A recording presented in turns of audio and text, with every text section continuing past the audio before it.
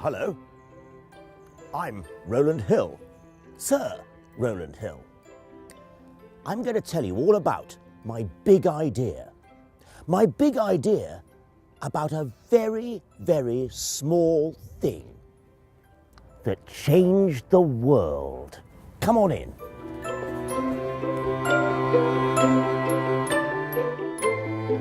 I'm writing a letter. My big idea was about a letter, about sending a letter. Let me take you back in time to before my big idea. In those days, sending a letter was very, very expensive. The cost of sending a letter was based on the distance the letter travelled. Often, the letter carrier might be obliged to take a very circuitous route.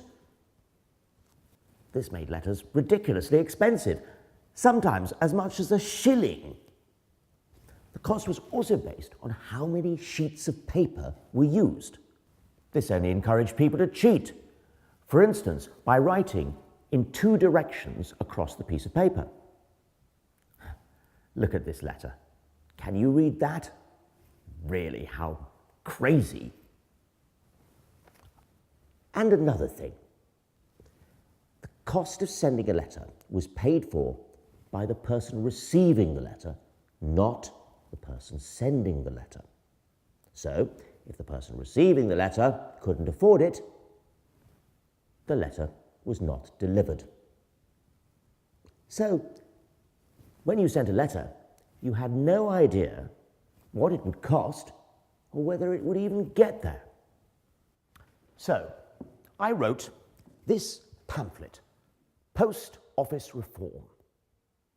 Sending a letter, I argued, should cost a uniform rate of 1 penny to any town in Britain. And 3 years later, in 1840, the universal penny post was established. Of course, we had to find a way of showing that people had paid the penny to send their letter.